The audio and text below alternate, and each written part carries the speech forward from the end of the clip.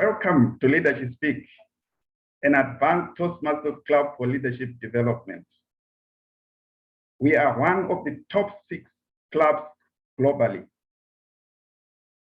My name is Clemens Kambeu. I am your sergeant at arms of this meeting. We provide a supportive and positive learning experience in which members are empowered to develop communication and leadership skills, resulting in greater self-confidence and personal growth. Leadership Speak is the premier club for experienced Toastmasters to become better self-directed leaders. We are an advanced club focused primarily on leadership development in everything we do. Our timer is the virtual hand raised so that we can all immediately see who is keeping the time. Our Toastmasters of the day who will be leading our meeting is Ochola, Brahm, Oematu.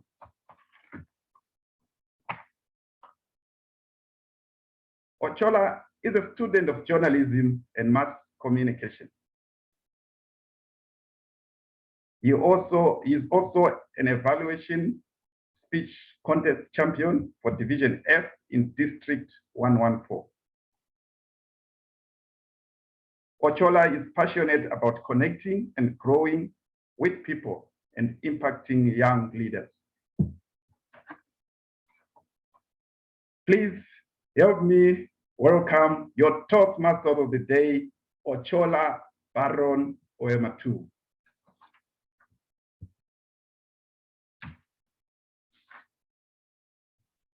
Thank you so much, Sergeant at Arms, for the wonderful, wonderful, wonderful introduction and start of today's meeting. Thank you so much. Incredible. Today is an exciting day, and I don't think it's exciting for only me. I think it's exciting for quite a number of us, especially because we are going to be discussing a theme that is akin to most of us: mentorship. Now, Toastmasters and guests, if you have not been impacted by the power of mentorship, please keep your hand down. Let me repeat, and this is for the virtual hands and as well physical. If you have not been impacted by the power of mentorship, please keep your hand down. It's like watching a silent movie on this side. Everybody's hand is up and we are communicating non-verbally. All right? That's incredible. You can put your hands down. Thank you so much. That goes to show you that none of us got here alone. Can we agree on that? None of us got here alone. There is, in fact, an African saying that states, "It takes a village to raise a child." I will repeat that once again. It takes a village to raise a child. So when you see a young Toastmaster such as myself taking on platforms such as Leadership Speak, there's an entire village right behind me, behind this Zoom background. There is an entire village that is clapping for me, cheering for me, and they made sure that I was here. And that is going to be the helm of our meeting today: unlocking the full potential of mentorship. Unlocking the full potential of mentorship. Now, Toastmasters and guests, I see a lot of wide smiles in the chat, in the gallery room rather, in the gallery view, and that is amazing. It shows me that we are ready for today's conversation. The thing about mentorship is it helps to impact us. It helps to give us fresh perspectives. It helps to build skills in us that we never had in the first place, networks, and finally, legacy building. Because it is through your networks as well that your legacy moves to the next generation. And we are going to get very much into that. But first, allow me to let you know what the program looks like. Today's session is going to have prepared speeches from creative and seasoned Toastmasters. And the speech section will include a panel discussion. Now that is incredible because Toastmasters gives us not only the skills to speak, but the skills to be diverse with our speaking, meaning not only will you stand up to speak, but you can hold a panel discussion, you can raise a toast, and so much more. After that, we shall have the evaluations led by the general evaluator, and we shall go forward with the entire meeting. But at this point, allow me to welcome an amazing, amazing Toastmaster to carry us through a unique tradition of leadership. Who can guess what that tradition is? And just Toast. Toast, all right. I was going to say non-verbally. I saw a lot of people holding glasses up already. So the raiser of the toast today is our own, the compassionate queen of straight talk. And she knows much about mentoring, coaching, and being mentored, and says they are all blended into the dance of life and eventually make up our very own tapestry. Toastmasters and guests, join me in welcoming Toastmaster Sandra Vox to deliver, to raise our toast today. Toastmaster Sandra, over to you. Thank you. What a delight, because this is not something that happens in every club. We are special. And in our specialness, I just want to remind us that each one of us, I know for me in all of my life, I have been trained, taught, advised, and mentored. I can guarantee you, if you look back in all of your life, you have been trained and taught and mentored. You see, we didn't have those words in our everyday vocabulary, but right from the day of birth, we looked out and what we saw was its own mentoring. The good, the bad, and the ugly. We cannot avoid being mentored, and we cannot avoid being the mentor. Now, once those ideas became, oh, my goodness, yes, in the old days, the Roman days, whatever, they had their proteges, they had their apprentices that spent hours. That was moving into absolutely learning mastery. That was being taught, mentored, coached, shared. And there was that blend. There was that blend. That is what exists here in Leadership Speak. That is what exists in all of our life. It cannot be avoided, and we wouldn't want to avoid it. It's through the lessons of those 365 steps that Dinesh was talking about, and going in which direction. We can say, oh, it's always growth because that's our intention. But if we move around without intention, we don't know where those 365 steps are taking us unless we choose intention. So as we move into the mentoring, now we are choosing with intention our direction. That to me is the blend of teaching and coaching and mentoring. I just can't seem to separate them out, even though there's a dictionary definition. But you see, it's really important that we look and see what has influenced us, and with intention, choose to go in the direction that we are choosing to be stepping ahead.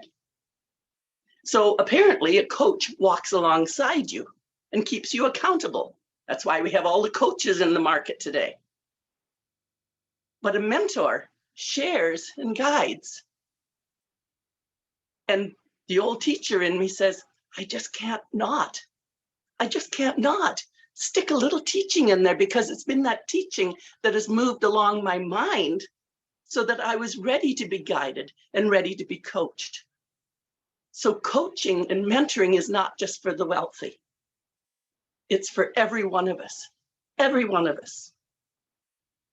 I'm going to invite you to live your life intentionally as a mentor, as a leader, as a teacher, and certainly open your mind and be humble enough to ask somebody else to mentor you. If we all knew everything, we wouldn't even be here. Each of us has our expertise. Each of us has our strength. And so we go and ask them to share their strength. And someone else will be coming back asking me to share my strength. With that, leadership speak, mentoring and being mentored, coaching and being coached. Please raise your glass with me to say that we will live our lives being open to mentoring and being mentored. Everyone, to being mentored and being mentored. Being mentored and being mentored. Mentoring. And mentoring. Toastmaster of the day, Baron. Thank you so much for being mentored and mentoring. It does not count if you don't drink from the cup after. The intentionality that we have to move with in mentorship is what I have picked from Toastmaster Sandra, and thank you so much for highlighting that. It's not enough to say I'm being mentored or I'm mentoring, but the intentionality that comes with it. At this point, allow me to swiftly take it on to our timer of the day, whose hand is already up and is certainly ready to tell us about the timing rules. Toastmaster Banasri, Banesh, are you ready? Yes. Take it on. Greetings, everyone. When you do an activity repeatedly, you develop a reputation around it. Sometimes positive, sometimes negative. For example, as a public speaker, people say, she's amazing as a storyteller. His speeches are always humorous. She's always behind time. Negative reputation can be hard to undo. So let's work on avoiding the last one. For this, every session in Toastmaster has a timer, and today I am the timer of the meeting. As a timer, I would be timing the speeches as well as the evaluations. And some of the speeches are 5 to 7 minutes. The first speech, which is the leadership speech, is 15 minutes. And the timing rules for that is 10 minutes green, 14 would be yellow, and 15 would be the red. We have one more session, which is a session which would be around 30 minutes. And in that one would be a 20, 25, and 30 would be the breaker. And maybe the evaluator can give the description of the timing just before the speech. For now, it's over to the Toastmaster of the day. Thank you so much, Toastmaster Banesri. Incredible.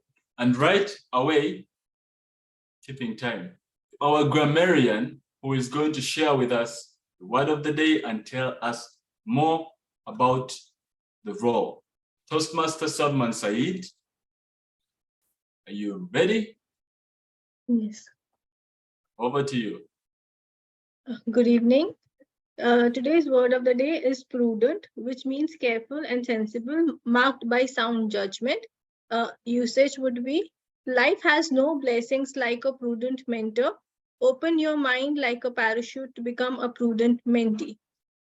Well, hi again. Good evening, good afternoon, good morning. My name is Shabnam Sayed, and as your grammarian for today, as a grammarian, I will note the incorrect usage of grammar and possible correct method, and will also note good examples of powerful words and phrases used during the meeting. I will present my report when called upon to do so. Over to you.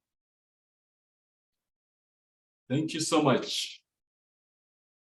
It is prudent that we use the word of the day, not only to get in the timer's report, in the grammarian's report, but to ensure that we expand our vocabulary. Thank you so much, Marian, for that amazing word of the day and introduction of your role. At this point, allow me to welcome our education speaker.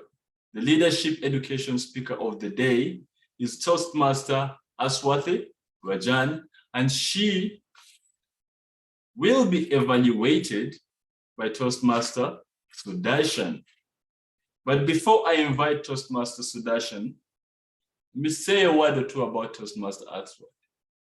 When you look at all the beautiful graphics going on in the background, that is all her work. She is the Vice President, Public Relations of Leadership Speak.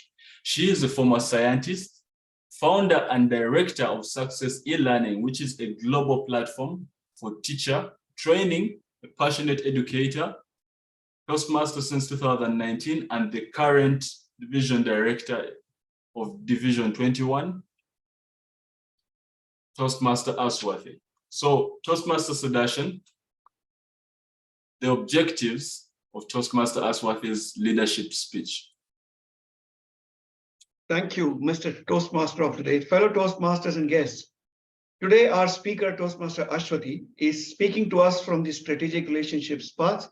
It's a level 2 project number 3. The specific objectives of this particular project are for the member to define how Toastmasters envisions mentoring, and more specifically, to talk about an experience that she had as a protege when she was being mentored by someone. She is coming to us with a speech titled Art of Mentoring. And as we do at Leadership Speak, this speech will last for anywhere between 10 to 15 minutes. All the very best, Toastmaster Aswathy, and back to you, Mr. Toastmaster. Thank you so much, Toastmaster Sudarshan. Toastmaster Aswathy will be delivering a speech. Let me just get right into it. Aswathy Rajan, the art of mentoring. The art of mentoring, Aswathy Rajan. Take it on. Can you all identify at least one person who made a significant and positive impact on our lives? There could be, and most likely is more than just one such individual in each of our lives, isn't it? They changed our course and molded our thoughts. Those are our mentors.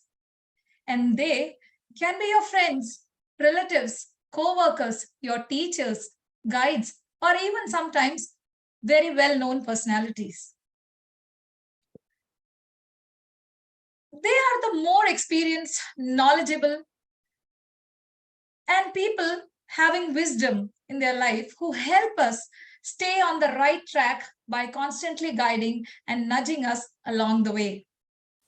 I'm privileged to have such great mentors in my life too, like my teacher, late Professor Upma Bagai, my guide, Dr. Rajamal, and distinguished Toastmaster Brahm.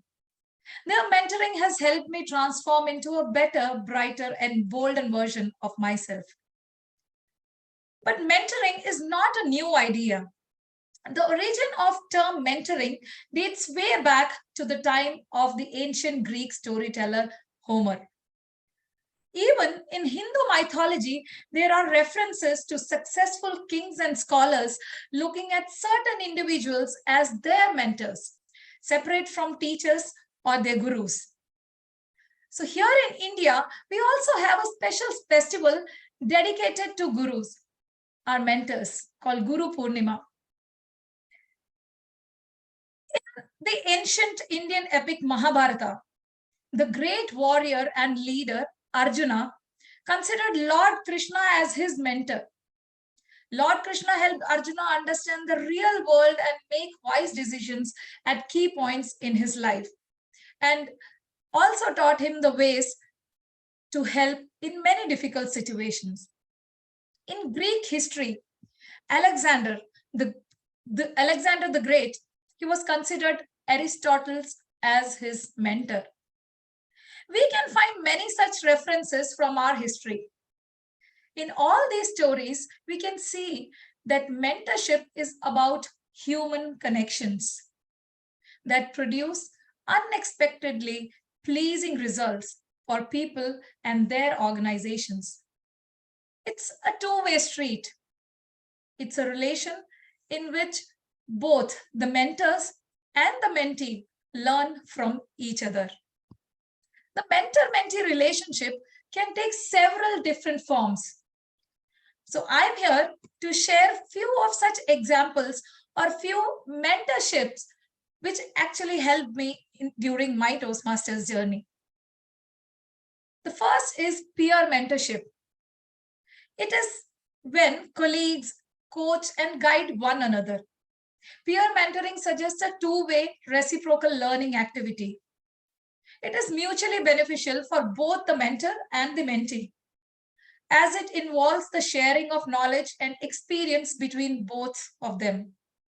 In Toastmasters, we follow peer mentoring. The members support each other, guide each other with positive, constructive feedback, and help them to improve their creative performances. I have benefited a lot in this way throughout my journey, and which has enabled me to grow as a better communicator and an able leader. They always kindled my ideas and inspired me to choose my thoughts wisely. They have not only listened, but valued my views and motivated me to move ahead boldly. At Leadership Speak, every single time I present a speech or play a role, I have received mentoring from my peers. And my peer mentors were there to guide me on proper usage of technology, improving my body language, improve my evaluations, and much more. Peer mentoring provides a very safe and comfortable setting for everyone to reach out and connect with each other. Next is reverse mentorship. It is when more junior employees or your mentees or junior employees mentor leaders in order to give them a new perspective or help them tap into a younger generation's experience. I have been privileged enough to be the mentor to many proteges. True mentorship is like a true friendship, and both learn together by giving and sharing. The beauty of mentoring is that it establishes and nurtures a mutually beneficial relationship. When one teaches, two learn. And this is reverse mentoring. I could get fresh perspectives, innovative ideas, and most importantly, friends who can support at every step of mine. My mentees have given me many opportunities to become a patient listener, a passionate speaker, an altruistic leader, and a person who can empathize with others. Next type of mentorship which I have experienced is the group mentorship. Group mentorship is when a mentor gives guidance and advice to several mentees at one place. In Leadership Speak, we have special groups where we can plan and discuss our goals and also support each other to work on their goals. I am part of one such group called Leadership Supreme. It is true that it is challenging when you have to conduct a group activity because it involves many different individuals. But at Leadership Supreme, we are trying to connect with each of the members to help each other by mentoring each other so that we can get maximum benefit out of this. Another type is mentoring circles. It includes many mentees and mentors. There is usually a facilitator in the mentoring circle that is in charge of the proceedings for the whole group. And all mentees usually have something in common. And now, once again, at Leadership Speak, we also have a circle of extraordinariness. Now, in this group, in this circle, we discuss about our weekly meetings, get mentored for various roles, and also share feedback on our performances in the previous meeting. My perspective about mentorship has completely changed after joining Leadership Speak. I'm exposed to different dimensions of mentorship that challenges me to push myself beyond my own limits. Oprah Winfrey once said that a mentor is someone who allows you to see the hope inside yourself. And my mentor, distinguished Toastmaster Brahm, always believed in me, that helped me unleash and unfurl my own hidden abilities. Today, I am the social media director of Global Leadership Impact Summit. I am the moderator for Leadership Mastery Series, where I am connecting with great leaders and other participants across the globe. I am preparing myself to speak in front of a larger global audience. And above all, I am becoming a better leader by challenging myself at every step I take. And all these because of the courage and self-belief I have got through the guidance and motivation of my mentor. We may have different goals, but the mentorship breaks all these barriers and embraces each other's goals. Now, let me share a few strategies that has helped me during my mentorship journey in enhancing the creative performances. So to start with, there are some strategies which a mentee can follow during this mentor-mentee relation. The first thing is to be prepared. Often in mentoring relationships, it is believed that the onus is on the mentor to prepare and set the agenda for the meeting. This is not true. Mentors, they are offering their time. So as a mentee, you must ensure that you are making the most out of this time by getting clear on what you need and understanding what your mentor expects during these meetings. Second is to be receptive. It is very important quality for a mentee. Enter your mentorship relationship open to learning about your strengths and weaknesses. And remember, constructive criticism that your mentor may offer is a good thing. It can help you make the changes you need to move farther along in your path. And so take the time to study their suggestions and apply what you have learned from the mentoring. Next is nurture the relationship. This is very special to me because it's not just the mentor's responsibility to keep the relationship going. As a mentee, you can deepen the relationship, whether that's with a quick check-in with your mentor between the meetings, after the meetings, or maybe with a simple thank you note. So now let me share a few points for mentors. The first one is to agree on the expectations. It is important for both mentors and mentees to discuss expectations so that consensus can be reached for how the scheduled meetings will be running. So be sure not bring a personal agenda to these meetings that simply advances your own goals, rather than what's in the best interest of your mentee.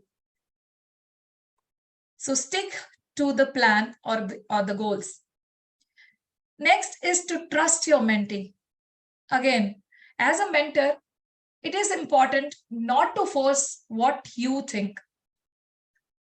Not trusting your mentee only sets them up to not trust themselves in the long run. And of course, which is not good. Give your advice, but also listen and ask your mentee what they should do to enable them to learn and grow on their own path. Last one is to practice positive coaching. Because mentors are the dominant one in the relationship, it can be easy to use your power inappropriately. And instead, be someone who displays integrity and empathy, and who truly wants to see their mentees succeed. So these are few lessons I have learned through my mentorship journey. And I hope these will help you all too. Remember, the delicate balance of mentoring someone is not creating them in your own image, but giving them the opportunity to create themselves. And we are here for that. And remember that we are here for a reason. And I believe a bit of the reason is to throw little torches out to lead people through the darkness. Thank you. And back to you, Toastmaster of the Day.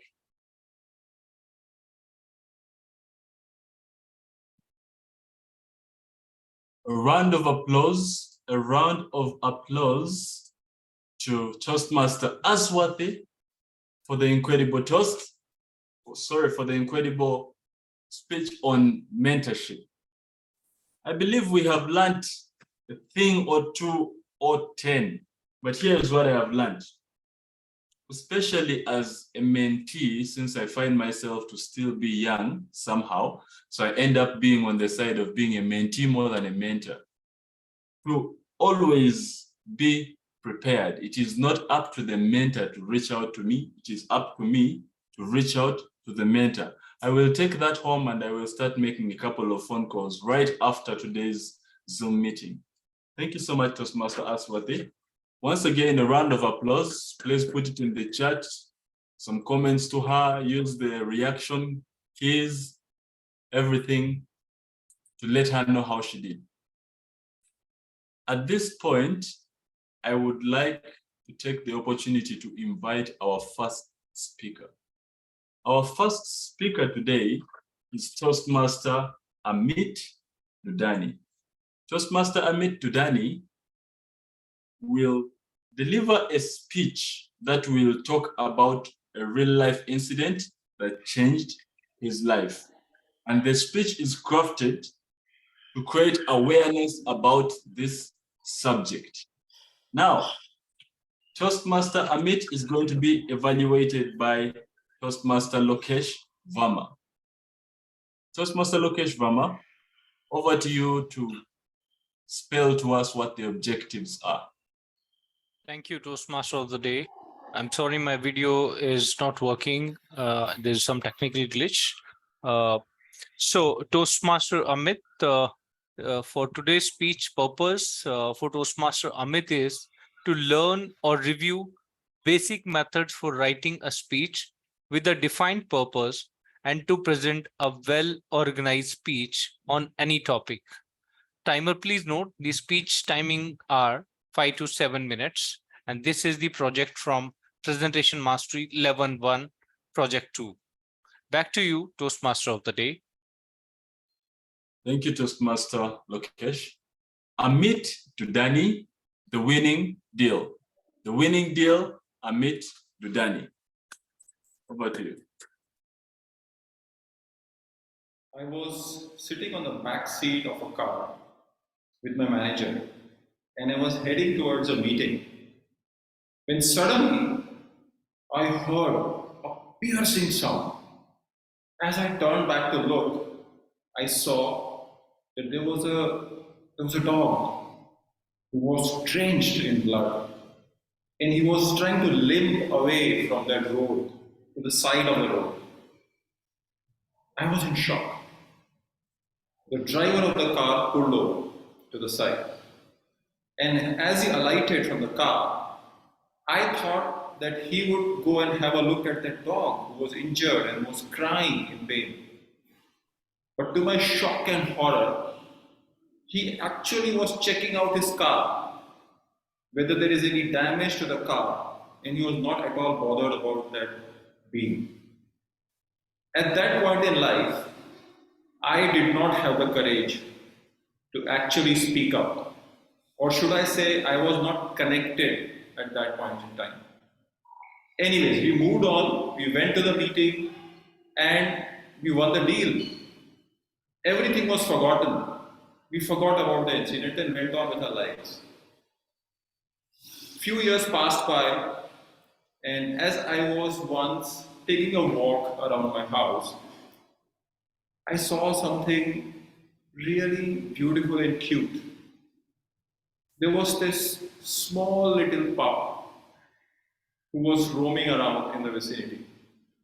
And upon seeing me, he came running to me and he started jumping on me. He had very big black eyes, lot of mischief and innocence in his eyes. He came to me, I started petting him, he was licking my hand, played with me for a bit, and then he went back to his mother and he was licked by his mother, started playing with his mother. Gradually, I started developing a sort of affection towards that pup. And I would feed him once in a while. I would give him some milk, some biscuits. That's all I knew actually. I did not know much about animals and what they eat, so that is what I could think of. And I would feed him that. He started liking me as well, and we started getting to know each other. One day, when I was about to leave my house for a function, it was actually a celebration. There's a festival in India where we burst crackers. So I was about to leave for that, and as I opened my door, I see that tiny little pup sitting outside my door. And he's looking at me. The innocence and mischief in his eyes has turned into fear. He was petrified. He was petrified of those sounds that crackers make. And he was looking at me with those pleading eyes, begging to let him in. I had never had an animal inside my house. But looking at that pup for whom I had developed a little bit of affection, I allowed him inside. He went and sat under a couch and he slept, and he spent the entire night under that couch. As time passed, he started coming to my house more often. And I thought that I have opened the door for him and let him inside my house, without realizing that actually he was the one who had opened the doors in my mind for something that I had not known, a part of my soul that was dormant, something that I had never seen in my life, an emotion of an animal. What I saw in him changed me totally. When he was hungry, he would go and stand in front of the kitchen. When he wanted to answer nature's call, he'd go and stand near the door. The day I packed my bags, he would sit like this with a sullen face. And the day I returned from a tour, he would run around jumping here and there with that spark in his eyes. I started getting connected to him and started to get know more about not just dogs, but about the kingdom, the animal kingdom. When I go to the zoo sometimes and I see the eyes of those animals who are inside the cages, it reminds me of the fear and the dejection in the eyes of the dog that is in my house. As someone has rightly said, that zoo is the only place where all the prisoners are innocent. And I started feeling for them. I also started to feel for all those animals that are used for tests, cosmetic industry, pharma industry. They would use these animals for tests. They would put chemicals in their eyes. They would put chemicals in their nose, in their mouths, and once they are done, those animals are massacred. This is something that I was not aware of till this little pup came into my life. This has changed me forever. I have three choices, and I believe all of us do. I could either let that dog suffer on the side of the road and go on for my meeting, or I can perhaps stop my car on the side, attend to that dog, maybe be a little late for the meeting, apologize, then still win the deal, hopefully. I can continue to ignore that pup who's standing outside my door and go and enjoy myself for that festival, or I can allow him in. Maybe I'll enjoy a little less, but at least I will not harm someone. I will use cosmetics and medicines that are perhaps not tested on animals, or I would use something that is tested on animals. I have made my choice. I know my team. This is my winning team. What about you all? Back to you.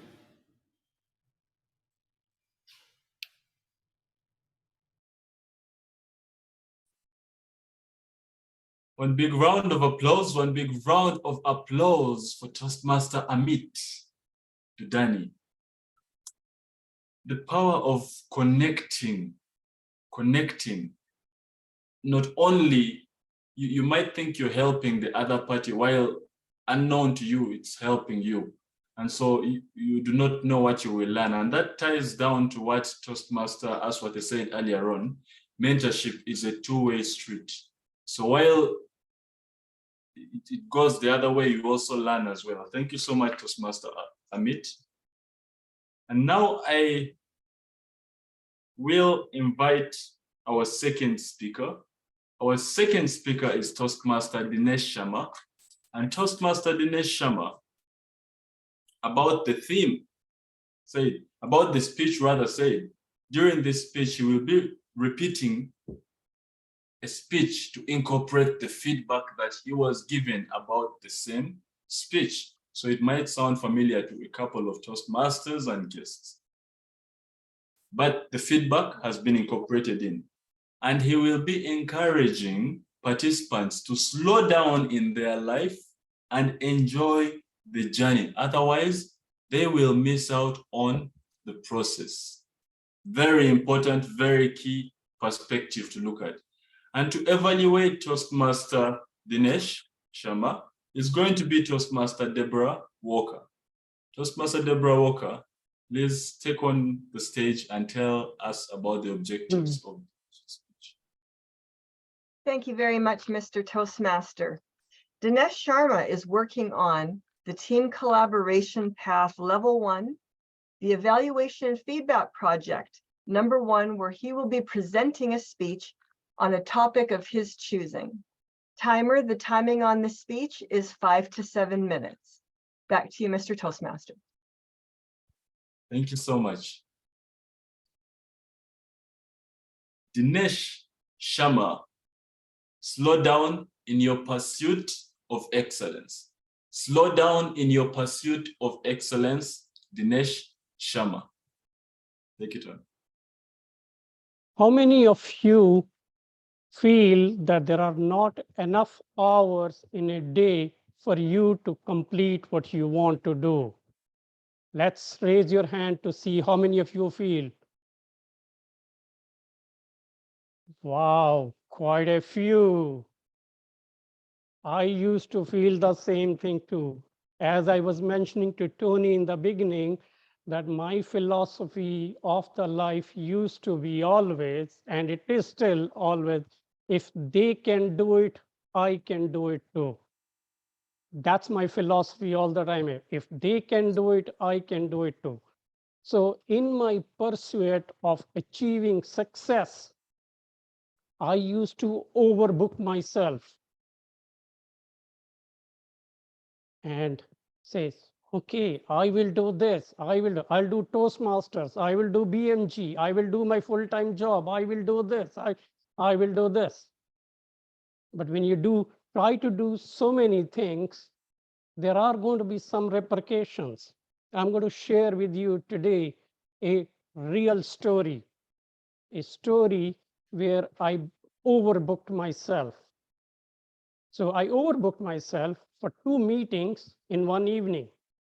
One meeting is from 6 to 8, and the other meeting is from 7 to 9. This is pre-COVID, when the meetings used to happen in person. And especially, both these meetings were 15 minutes or 20 minutes of a driving distance.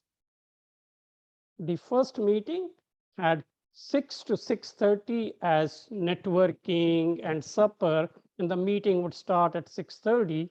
And the second meeting had 7 to 7:30 as networking and supper, and the actual meeting would start at 7:30. I looked at the agenda. Hey, for the first meeting, I'm a speaker number 3. And for the second meeting, I'm speaker number 1. How will I manage both these things? Okay, I will do what we say, teamwork, collaborations.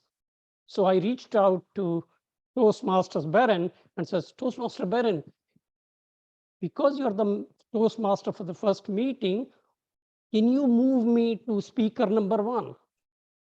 We saw Toastmaster Baron this week, how persistent, how enthusiastic he has been following up with each one of us, collaborating.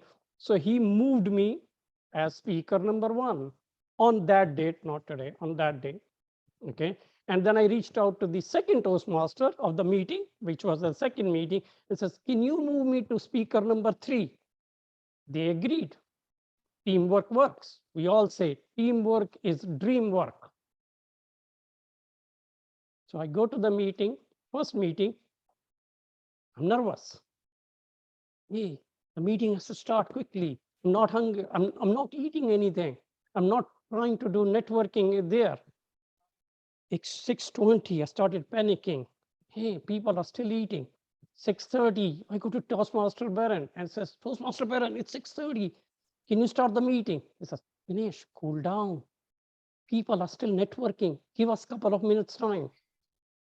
The meeting starts at 6:35. By the time all these toast and sergeant and everything starts, my turn comes. It's about 6:50.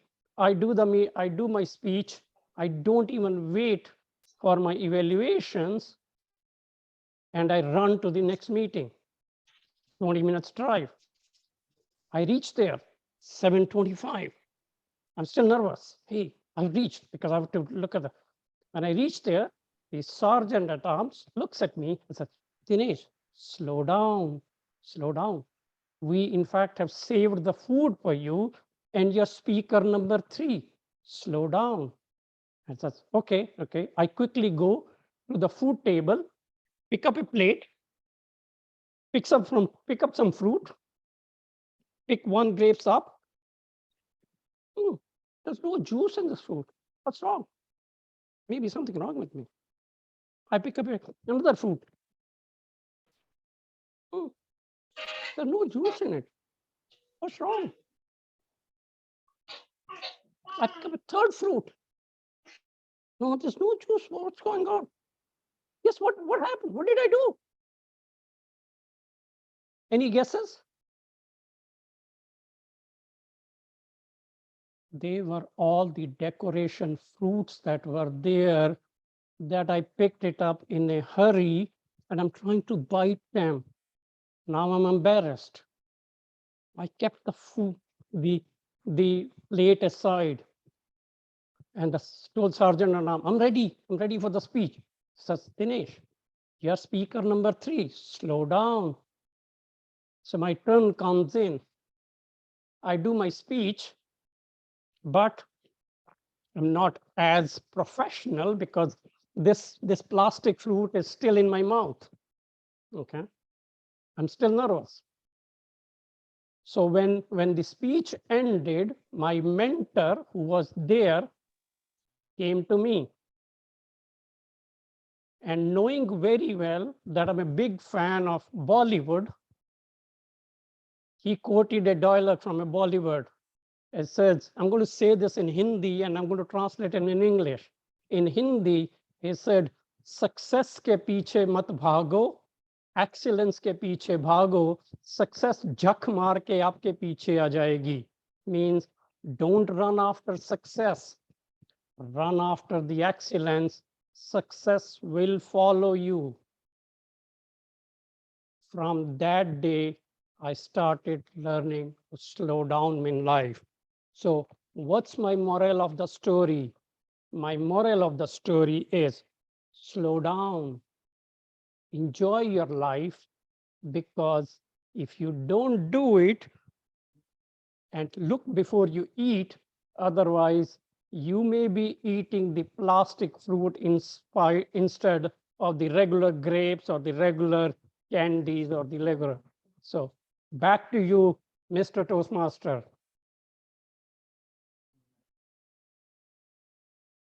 Thank you so much for the wonderful, wonderful, wonderful speech. I am all taken up with the smile because of the topic and how you spoke about it. Now, the fact is we need to slow down. We need to slow down, and especially a lot of times as Toastmasters, we have so much going on. What you have pointed out is a very key message. We end up missing on what is happening on the process, enjoying that life is going by, and we end up eating the plastic fruits or the decorative fruits. I love the message from you, Toastmaster Sharma. Now, I just want to take this moment to share one word on mentorship and how we can enhance it very quickly. Toastmasters and guests, reverse mentorship. Reverse mentorship, you had that right. Imagine a scenario where we play a game. The mentors sit down and the mentees stand up, and they are the ones to tell the mentors what they think about a scenario or how they could handle it.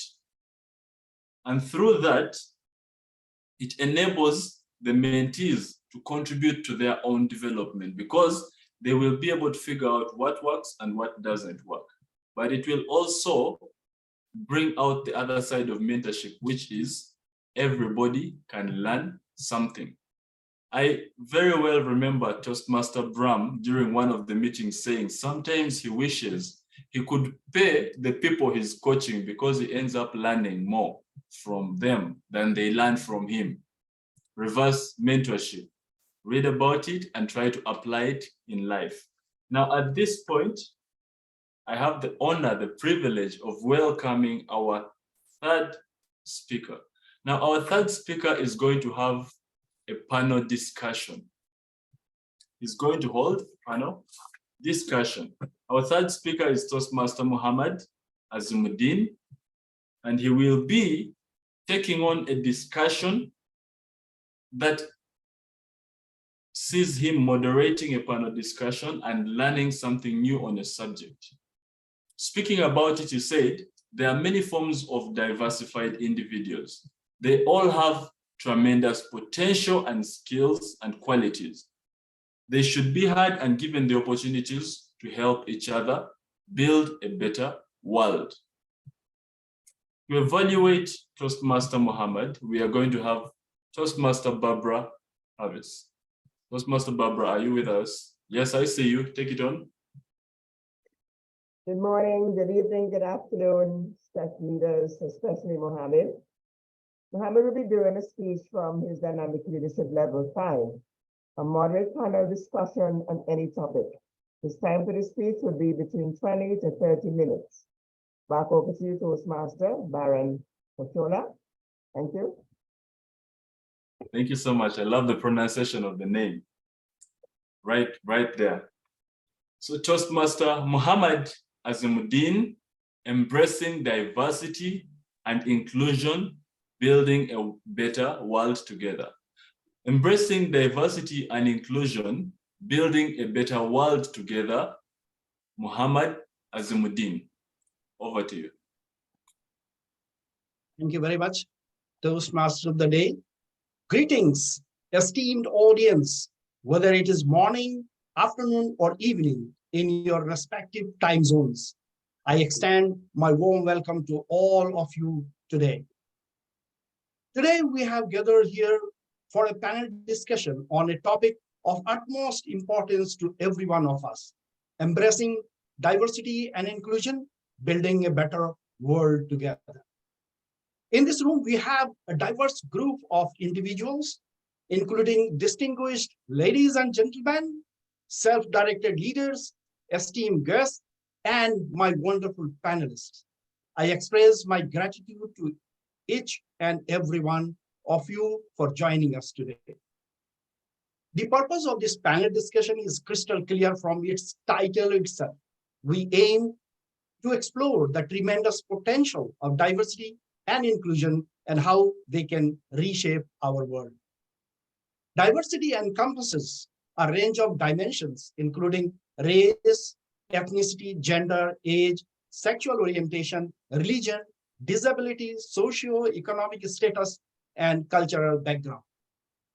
It recognizes that people differ in multiple ways and seeks to embrace and celebrate these differences rather than exclude or marginalize certain groups.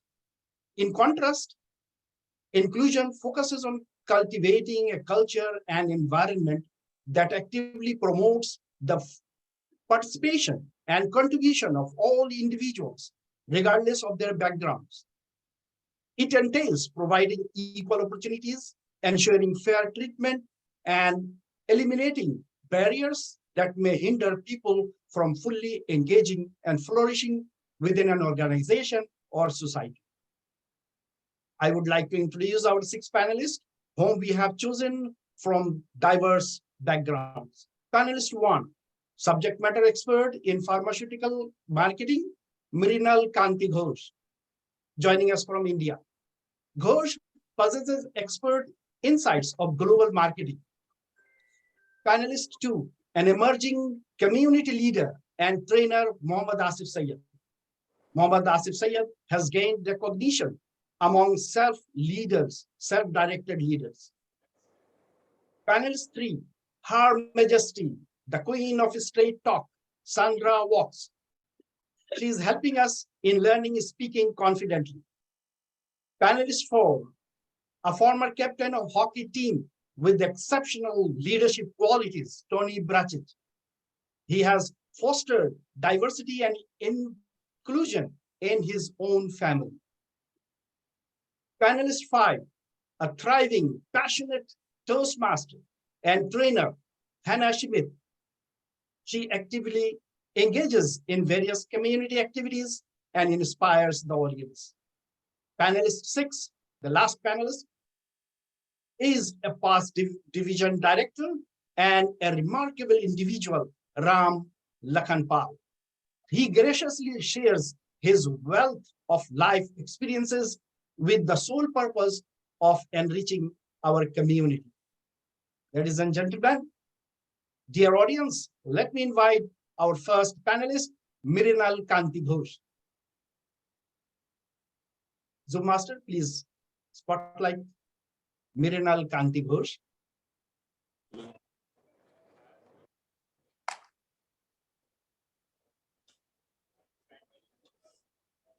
Mrinal, are you there? Yes, I am there. Am I audible? Yeah. Mrinal, my question is, we often hear the terms diversity and inclusion. How would you define these terms? Thank you for becoming a part of panel discussion. And I think you are discussing two important things. I think this is a need of our for the society or even for the corporate world. For me, diversity refers to the traits and characteristics that make people unique. So that's known as diversity. But while inclusion refers to the behaviors and social norms that ensure people feel better.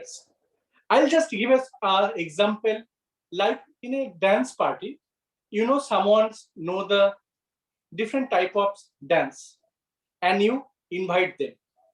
That's known as diversity. And for example of inclusions, suppose a person's know different types of forms, but you encourage them to participate in the dance party. That's called inclusion in a simple language. That's great. That you have clarified very well. Mrinal, our primary objective is to create a better world, which necessitates inclusive growth and development that benefits all members of the society without discrimination. How do you comment that diversity and inclusion can play a crucial role in flourishing such growth and development? Thank you for bringing this such important questions. I'll just give a data also. In the last year itself, on the part of diversity, US spent almost $8 billion to reforms inclusion between diversity and inclusions. Terms is very theoretical nowadays, I must say, because very few organizations, they follow the practice in their cultural organization. Why actually I'm telling like this? I'll just give you an example about men, women, LGBTQ, and also disabled persons. But till more of the industry focus right now in the main domain. Why actually I'm telling like that? Suppose a lady is pregnant and she's trying to deliver interview. The chances of selection are very less. Similar way, a man, a woman, a mother of twin sons, and their age is between 3 to 6. People judge between their stereotype effect because she may be busy with their child, but they are not trying to focus on the work. So such kind of mindset still exists in our domain world. Another perspective I want to bring in all of your current is multi-generations. In the same organization right now, are people working for age 23, 24 to up to 60 years of age. There's a huge gap in their age. People think those who are most number of years of experience, they are expertise. But nowadays, this concept is changing. That's Mirinal, that's great. The multi-generation is a good idea to develop growth and to develop diversity and inclusion in our society. So with the same idea, I will move to the second panelist, Mohammad Asif. Mohammad Asif, I have a question for you. That you are working in United Arab Emirates, and this is a part of Arab world. How is the Arab world gearing up to embrace the diversity and inclusion, especially in gender inequality? How is the participation of female workforce in these workplaces? Asif Sayed.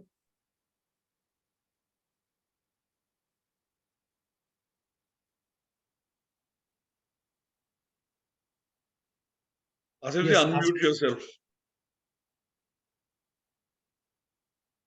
Thank you, Azimuddin, for the question. Well, as I'm based out of UAE, and UAE is one of the most progressive countries in this part of the Middle East. So now Middle East, some of these countries are comprises of a lot of migrant either laborers, or you call them as migrant professionals, as well as known as expatriate population. So considering, let's say, talking about UAE, the ratio goes to around 30-70% of the population is 30% is females and 70% are males, mainly because of the migrant population itself. Now 10% are, or 10 to 15% are the actual the original people from the UAE. Okay. So the government has taken a lot of measures to ensure that the women participation happens in all the kinds of organizations, whether it's government or whether it's a private sector or the other, let's say, social organizations over here. So women have been given a lot of confidence, and there are specific ministries over here to dedicated to empower women participation. So so there is a gender equality, but demographics are different, so that's what the way we cannot consider directly the percentage of population versus the percentage of female participation. Asif, in the Arab world, we have a myth that women are suppressed. So now I think this idea is now going away, is eroding, and women are now coming up, sharing their skills in development and growth. So is this true? Oh yeah, that's true. So that's what I'm saying, that once you empower women and make them, you provide them education as well as give them all kinds of support, right from the society as well as from the government, then the society themselves can flourish, because through women participation, again, they are many of the, the culture over here is more of inclusive, that is family oriented, rather when you compare it to the European countries. So if women are more educated and powerful, then they have strong. I have one more question here. You are now taking the lead of a club which comprises of 16 different nationalities, the members from 16 different nationalities. How do you plan to foster the diversity and inclusion in your club? Okay, so first of all, diversity and inclusion, so when we say diversity and inclusion, it depends on number of members who come and we attract to our club, so there is no filtration. Filtration is only at the education level. That's it. Rest all, everybody is welcome to join the club, correct? So there is no blockage or blockade to, so anybody not, we won't allow certain nationalities, to join or any such kind of thought process, correct? Next is empowering, a lot of our, so you see participation from all kinds of nationalities, which we have 16 nationalities, we have 16 countries nationalities we have in our club. Similarly, when I look at UAE as a global hub, That's great, 200 nationalities. Yeah, that's great, Asif. Now we are moving to the third panelist, Sandra Watts. Sandra, you have been very instrumental in rehabilitation of prisoners. So we would like to know what strategies and initiatives being implemented to foster diversity and promote inclusion within the prison environment. How are efforts being made to address issues such as racial disparities and gender inequalities in the prison? Sandra. Thank you. Thank you so much. My connection with prisons is going in as a volunteer. And so what I learn about the prison system itself through administration is more through osmosis when I hear the responses from the men. And it is not mixed. And all of the prisons in my area are males. I have, however, gone for a weekend to the women's prison as well. So I have experience, but it's not about mixing the genders because it's prison. The prison has set up rehabilitation programs so they can complete their education, and there's classes for anger management and so on. But those are programs, and the inmates themselves feel like programs are assigned. So unfortunately, in their mental capacity, they say, oh, that's them. And they rebel and resist even the gifts that are given to them within the classes, because now they're always called inmates. So there's no dignity in that. There's always that separation of guard and admin and staff versus those inmates. That's the first challenge that I imagine meets any prison. But in Canada, we really have pretty nice prison facilities. Now, it's not very nice if you go to the maximum, but as you move down into the prisons where I am, the mediums and the light ones, the ones that would get them out into the community eventually, there is a cascading. Now, within that, I'm a volunteer. And I must say that the volunteer coming from out in the community, from out in the world, allows these inmates to see what's out there. I go in and they look to me and my friend Marilyn to bring aspects. When they're in our Toastmaster Club, they're really learning how to behave in a community instead of the fist and the mouth flapping. That's the gift of Toastmasters. I'm also a facilitator in the prison for Alternatives to Violence. That's a 3-day retreat. So what happens is that the cultures, and there's a whole microcosm of cultures within the prison system. I don't know how many countries would be represented, but there's a lot, all colors, all religions, and one chapel. So that one chapel has to accommodate all of those religions. So they get their times. When it comes to Alternatives to Violence, we sit in a circle, and then we share intimate details one-to-one here and there. And you know, the surprise is, I've never forgotten this one. There was I forget which country he was from in Africa, but he said, we learned that if we meet an Ethiopian or a poisonous snake, shoot the Ethiopian. You know, there's these things about how dangerous some other culture is. Then he comes to recognize that when the civil wars were breaking out and the tribal wars, he was hosted and housed and hidden in an Ethiopian home. So that childhood stuff that he learned he recognized, oh, no, that's not it. He started That's to great. embrace. And that's what's important. really, yeah, really great. I appreciate that you are helping the prisoners, and prisoners are not deprived of their human rights and their social rights. And I really like that and appreciate your work. So now with the same idea of diversity and inclusion, I will move to my fourth panelist, Tony Bratschitsch. Tony, yeah. Tony, our objective is to become a good human being. And to be a good human being, it is not necessary to be a man or woman. You can be anything in between.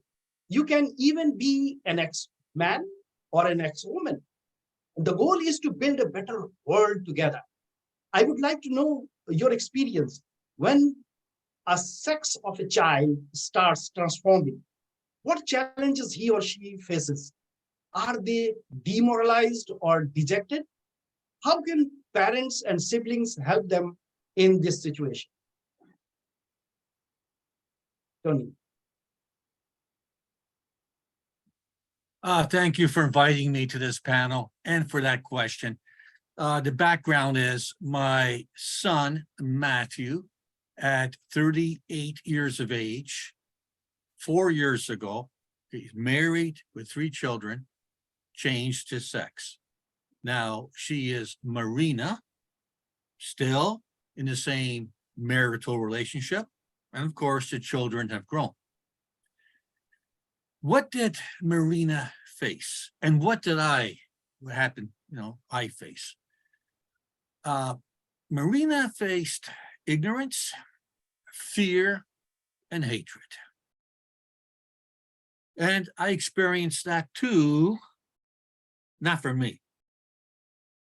Unconditional love was my response. When Marina informed me, I said, I love you unconditionally. To me, this is my opinion, diversity is life. Life is precious. No matter who, what, where you are, we are. It doesn't matter. Life is life. Human being is a human being. No one can argue that. So I think I've been good that way for a long time. Now, of course, this situation was unexpected and it's a different world. And I had to learn parts of the new world. Quick story. A year before that, the president of my Toastmaster club stood up and made an announcement. It turned out his daughter was going through the same thing, married, child, a job in a home. She committed suicide because the acceptance from the family was not there. So that was a year before. I am lucky. But you make your own luck. That's my answer. Thank you very much, Tony. On behalf of the panel and the audience, I want to express our deepest gratitude for sharing your inspirational story. It is really a reality of our society that there is transgender children in our society and they need our attention. They want to live a life of their own choice and that they should be given. This is the word of the day. This is the question of the day, to give them all the rights they need. Now I move to my fifth panelist. And fifth panelist is Hannah Schmidt. My question is, we cannot complete our discussion on diversity and inclusion until we discuss the issues of LGBT communities. Each year in the month of June, many countries celebrate LGBT Pride Month of the year to honor the 1969 Stonewall Uprising in Manhattan. Could you please summarize the history for our audience? what happened in 1969, and what are the celebrations? What are the actual objectives of this celebration? Hannah. Madam, sorry, pardon me. Thank you very much for letting me be part of this panel discussion also. Unfortunately, I don't live in the USA, so 1969 in those years at the moment is not for me. But being also a parent of a daughter that has, I wouldn't say has changed, but she got married to another lady, her friend, very close friend of hers. And I have accepted it, although at the moment it was a bit, I was a bit very hesitant to accept it. But if I see the pictures, if I see the love that these two have and the children that they have, the partner has 2 children, or they have now 2 children, a son and a boy.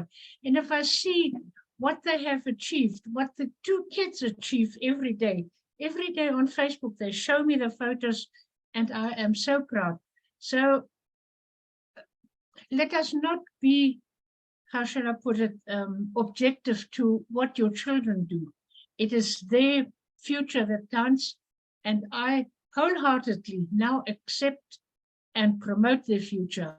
Although they stay in England, they're not allowed here because same-sex marriages is taboo in Namibia. They have just put something through government or through the politics. That is, so the 2 of them will never ever be able to come and visit me here in Namibia. I have to go and visit there, and I will gladly do it every time I get a chance, because if I see these 2 people together, it just enlightens me. And the other case is also 2 male, they got married here. He is a Namibian, the one partner is a Namibian, and the other one, I think he's a Brazilian. They struggle, they fight to get accepted in Namibia. But now with the new legislation that has come through that same-sex marriages is not allowed here in Namibia, they will never come back to Namibia again and see their parents, show the children, they've also got children, show their children how we live here in Namibia. It is actually very sad, but what can one person do against the government? Thank you. Thank you, Hannah. We learned that different countries has their own different legislation that deal with this diversity and inclusion. So especially in that particular aspect of the LGBT, different nationalities, different countries has their own preset regulations and rules, and the people who are living in those countries are following that. That is great. That's great. So in Canada, I have watched during this last month, June. I work in my workplaces, and when I was going every day morning, I was passing through the gate. On the gate, on the top, there was a flag of Canada, and just a few inches below, there was a flag of LGBT, and that was the showing the solidarity with this community. And that was only for the June, for the month of June. So that I watched it here. That is really great. So now I will move to my last participant, Ram Lakhanpal. So I have a question for him. Ram Lakhanpal, I have a question here. How can different nationalities, ethnicities, people with disabilities contribute to the development of societies? So how is this happening, especially in Canada? Ram Lakhanpal? Muhammad, I don't think he's in the gallery, so he's not there. Okay, okay. Then I would like to ask the same question to Tony. So Tony, how can different ethnicities, nationalities, and people with disabilities contribute to the development of societies? With openness. Yeah.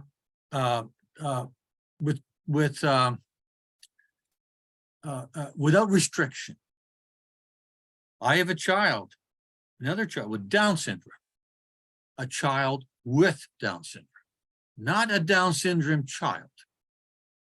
My son James, we go out there every day, and James is James, and people like him, they love him because he smiles without restriction. Do you think that organizations should have the regulations to in their interviews and in their recruitment, those people should be also given a place in the organizations?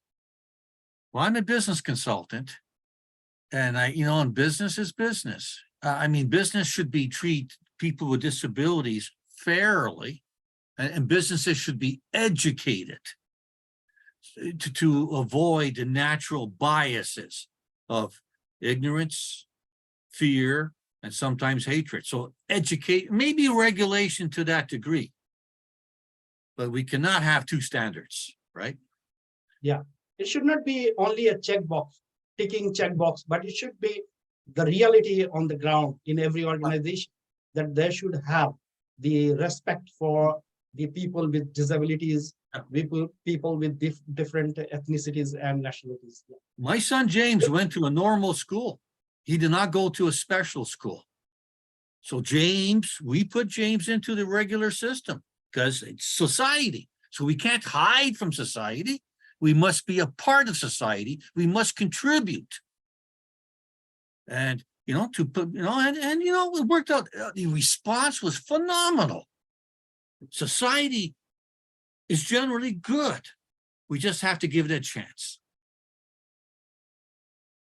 Thank you very much, Tony. Thank you, audience and panelists. Hey, now, what if I join?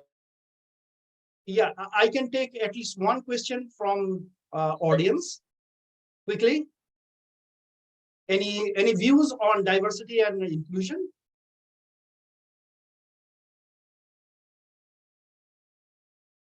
Okay. So thank you, audience and panelists, for joining us today for this insightful panel discussion. We have tried our best to cover a wide range of the topics and perspectives, and it has been a valuable exchange of ideas. As we wrap up this discussion, I would like to highlight a few key points of our discussion today. So we have explored the importance of diversity and inclusion. We have gained a deeper understanding of the challenges and opportunities of diversity and inclusions of different nationalities, and of course, the LGBT and transgender children. We learned that there is a need for fostering diversity and inclusion to build a better world, and that will come with the collective efforts.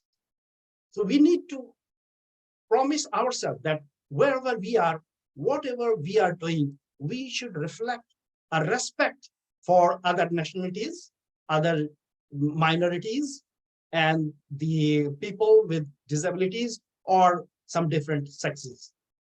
Thank you once again to our panelists and to our attendees for joining us today. Good night. Thank you, Mohammed. Thank you. Thank you. Thank you. The floor Good day. Please keep it coming.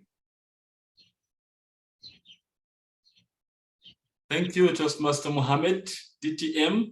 Toastmaster Mohammed has been a Toastmaster since 2006, and that's a whopping 17 years. And I can experience that from your discussion about diversity and inclusion, which is something that we need to be highly intentional about.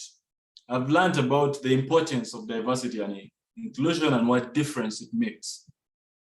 Toastmasters and guests, let the discussion not end here, right? Let this conversation go on to the WhatsApp chat, to your dinner table, to your lunch table, to your workplaces. Let the conversation of diversity and inclusion continue. For with conversations such as the one Toastmaster Mohammed and his very seasoned Toastmaster group of panelists have discussed is important. I would like to remind everybody that later on when the grammarian gives their report, it is also going to include the word of the day being used in the chat. So if you haven't had the opportunity to speak as yet, just go to the chat and say, oh, it is prudent this, prudent that, and prudent this. And that is how we get the word of the day going. At this point, allow me to introduce a mentor of mine as we're speaking about mentorship. He will be our fourth speaker today. Our fourth speaker today is Toastmaster Brahm Memone, DTM. And Brahm Memone is a circuit breaker and a disruptor of conventional thinking. Brahm undertakes large projects that most people don't think about. And as a leadership coach and trainer, he pushes the boundaries of what is possible in Toastmasters. I relate with this to the greatest extent. Today, Brahm is presenting his high performance leadership project, speech on Global Leadership Impact Summit, which is now in the second year and happening next weekend. He's going to tell us about his vision and the team dynamics necessary for such an event to take place and what the event is. And Toastmaster Brahm Memone's evaluator is Toastmaster Ejura Okpanachi. Toastmaster Ejura, for the objectives, over to you. Thank you very much, Toastmaster of the Day. Good evening, Toastmasters and our guest. I'll be evaluating our fourth speaker, and he's delivering his projects from the Presentation Mastery Project 1, which is the High Performance Leadership. He'll be speaking as a trainer, and he has asked me to check in on his connection with the audience, the eye contact, and effective pauses. I'll be back to give an evaluation. Thank you. Back to you, Toastmaster of the Day. Thank you for the wonderful, powerful introduction to the project. Toastmaster Brahm Memone, Future of Leadership. Future of Leadership, Brahm Memone. Take it on. How many of you are excited about the Global Leadership Impact Summit? Well, at least I am. And it's going to happen next week, Saturday. And most members in the club have voted to come to the Global Leadership Impact Summit. The title, the theme is The Future of Leadership. This project started out as the DTM project. I had a guidance committee, and the guidance committee asked me, what's your vision? That is right. What is your vision? Now, every project, everything that we do in life has to have some sort of a mission, a vision, and where we are headed to. So I created a vision, and they said, that doesn't work. You're only restricting the vision to Toastmasters world. Open it up and make it big and bigger. So this is the vision for the Global Leadership Impact Summit, and everything that I do comes in there. A global community of leaders making a positive impact in the world. See, the word Toastmasters was taken out by my guidance committee. So it includes everyone. And it's quite rightly, because, you know, whatever we do in Toastmasters, we have to take it out in the world and make a difference in the world. And my dream is that, how big can I think? The convention way of thinking is, okay, can I do a small little project, you know, and so on, and which I've done, you know, years and years ago. Now at the level that I've reached with my experience, that is, I wanted to do something extraordinary big for me. And so I dreamt of this particular project last year with 1,000 attendees. We had 1,100 attendees. This year I'm dreaming of 5,000. Will I make it? Well, that's really a stretch, a huge stretch. We'll see. I have no idea. Now, a project like this requires a lot of dedication, discipline, determination, focus, and the focus to remain positive and on the vision. And what am I providing? Every year we have a theme. So this year I brought it in as my HPL project because every year it's a brand new project, really. It's a brand new event. It has nothing to do with the previous year's event. And so this year I said, okay, as an HPL project, I will do the future of leadership. Now, why did I choose the future of leadership? If you have your eyes open on the world, besides, clicking on the social media and scrolling down Facebook, there's more to life. And what's more to life is there's so many different aspects that are going to change our life very shortly. Because if you know exponential curves, exponential changes, which is what happens in the real life, is everything is exponential. It's not linear, and our brains cannot comprehend the exponential way things change. So, ladies and gentlemen, the future of leadership is all about the exponential change that's taking place in the next few years. Number one, climate change. And as you can already feel, a lot of people who came into this meeting, they said it's very, very hot. Climate is changing. Whether you believe it or not, the science says it is changing. Canada is exporting smoke duty-free to United States, and we are suffocating them. So forest fires are a cause of all that. Number two, technology changes are happening exponentially, including the very frightening artificial intelligence, and people have been warning for years, and now a lot of people who actually started the project of artificial intelligence have quit the project and have said and warned that it could take over humanity and lead us down a path where it may not be good. Those are the changes that are happening. And of course, our mindsets, the pandemic has brought forward that what is your mindset? Are you flexible? Are you agile? Are you able to change very, very quickly? Are you going to get stuck and say, this was the status quo and I want the status quo? Well, if you are in that boat, you're sinking very fast. So Global Leadership Impact Summit is going to bring to you various different speakers. The idea is to have speakers from all over the world come and speak, as well as people who are not Toastmasters at all to come and speak. And of course, we spread out the net to a lot of people out there, authors, top-notch authors. Some I succeeded and some I didn't succeed, but we'll see after I do my report on the 29th, when I come back after the event on 22nd, what really happened. Having said that, let me just give you a gist of what we have on the agenda currently, and we're working very hard at that. Every person that gets on the agenda, I have a briefing meeting with them. We lay out what exactly is going to happen, and so on. Not only that, but before I also go in and show you who's on the agenda, and most of you probably may know who's on the agenda, is that we have timers and Zoom masters and coordinators and so on. It is a fully fledged professional event. It is not a Toastmasters meeting where things could go wrong, because we have a global community of people attending, including who knows how many important people will just attend because they've seen the flyers and the marketing. Having said that, very briefly, here are the people that are currently on the agenda. And for those of you who want to really know more about it, go to the website, which I will post in the chat later.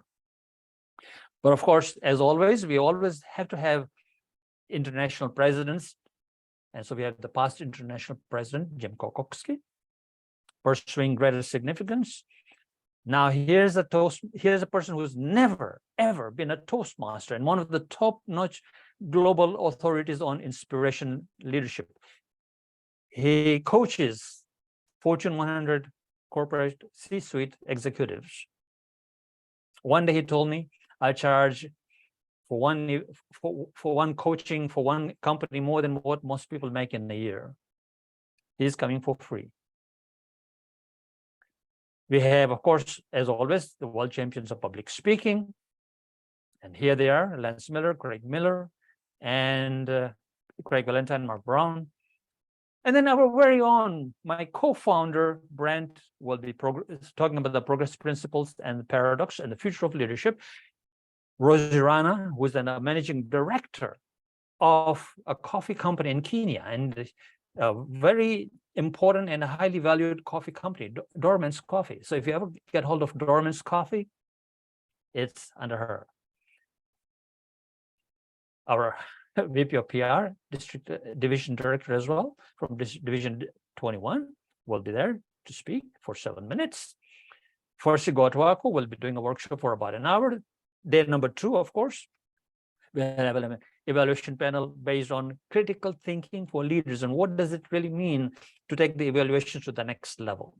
I'm running out of time, and we will have the District Directors Forum, Taming the Future. What does the future hold for the districts?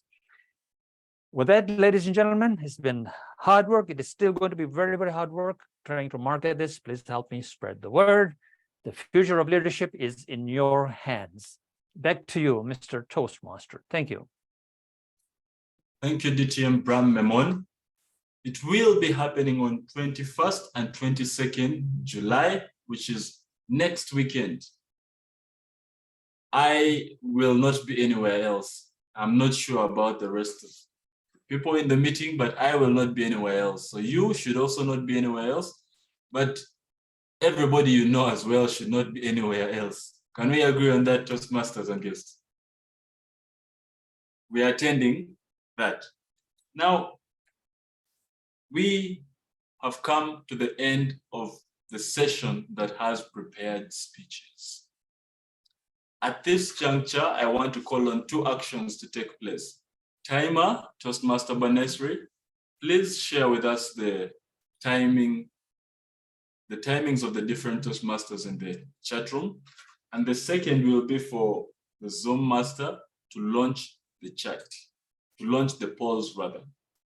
Zoom master, please launch the polls, and we shall be voting for the best effort speaker. Polls will be going on for only 1 minute, and right after that, it will close. And while we vote for the best effort speaker, in the interest of time, we shall have certificates ready later. That's to the PR master. Allow me to introduce our general evaluator. Our general evaluator is Toastmaster Nina John. DTM times 3, that means she is a DTM 3 times. She has been a member of Toastmasters for 20 years, and she is a past district governor of District 82. Currently, she serves as the finance manager of District 120. She is an author, a professional speaker, and a communication coach. She is our general evaluator today. Toastmaster Nina John, DTM. The floor, virtually, proverbially, is yours. Take it on. Thank you so much, Toastmaster Baron, and thank you so much for having done that wonderfully, beautifully flowing speech meeting. I mean, every part of it knitted together, and the absolute tapestry is something, a joy to behold. So thank you for that. And so let me start with your evaluation. First, I think overall, the energy that you projected, excellent right from the beginning to the end. So you sustained that, and that makes a lot of difference, because most people are like, we start off, full energy, and then it kind of wanes towards the end. But I'm glad you were prudent enough to conserve the energy towards the end and make sure that you had the same level at the beginning that you did at the end. And since you have reminded me to use the word of the day, I shall use the word of the day prudently and imprudently as well.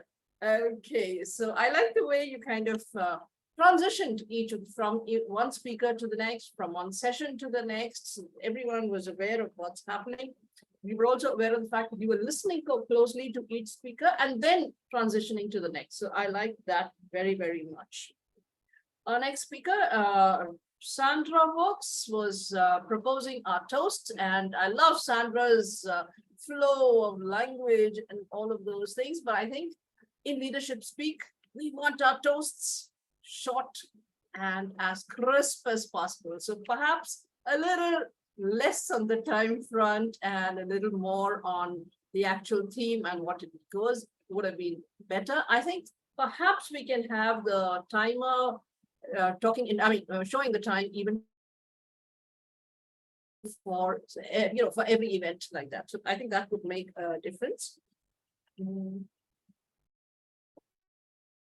Toastmaster Aswathy, as our first speaker, had the art of mentoring. So she went into both the historical aspects as well as the personal aspects. I thought there was a little too much time spent on the historical thing with all those things, but she came back to it again at the end. So I think a little less on that front, a little more on the personal front. What are the specifics which the mentoring improved you as a person, as a leader? That's what I have looked at. Excellent graphics, good phraseology, for example, better, brighter, bolder. And I think we all look forward on a personal journey. So how did you come to the stage where you are now? What were you like when you started? A couple of things like that would have helped. And great details about the mentors and the mentoring responsibility for both. Moving on to Amit. I think he had a great speech. It was Lokesh was, Lokesh has to give, we have to give all the evaluators time to give their speeches. So evaluations. So let me call on the evaluators one by one. Did I goof up? Yes. So can I have, Aswathy's evaluator. I'm sorry. Sorry, you can rewind, cancel all of that I said earlier. So we have. Yeah, I was wondering why are you doing my role, but anyway, not a problem. Okay, so Sudarshan, who believes. Thank you very much, Madam General Evaluator, fellow Toastmasters and guests. When somebody speaks of a topic such as mentoring, it usually either turns out to be extremely preachy or intensely personal, which is not relevant to the rest of us.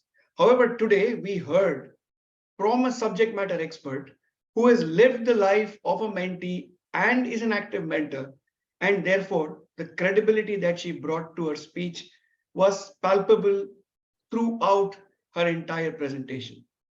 Whether it was the choice of examples that she took, whether it was the words that she used to convey those examples, or the visual aids that she used to support what she was trying to communicate. All in all, it was a prudent choice of diverse communication styles that she applied to convey to us what mentoring really means. And to that extent, I would like to commend our speaker for taking the effort to prepare such a magnificent presentation, which elucidated to me at least what mentoring really means to our speaker today. In doing so, she also exemplified the values that we as Toastmasters are supposed to embody. One of respect, integrity, service, and excellence.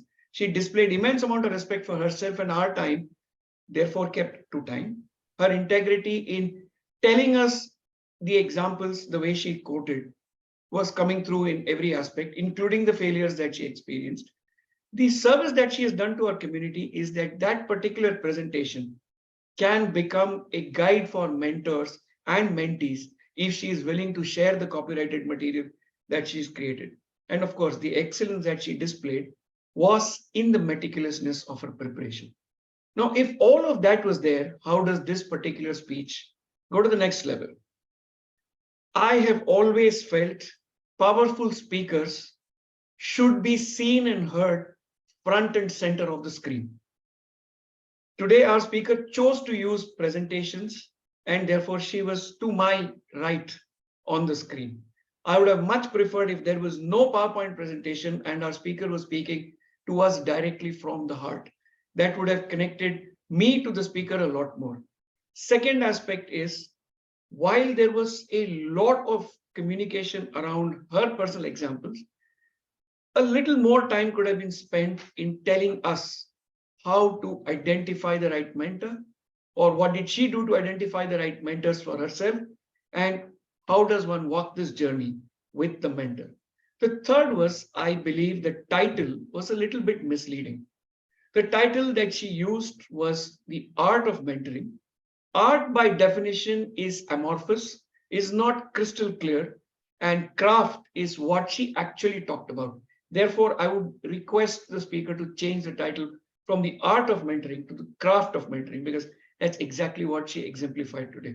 All in all, a fantastic presentation from a subject matter expert, something that all of us can take back and reflect upon. Thank you for having me as your evaluator. Back to you, Madam General Evaluator.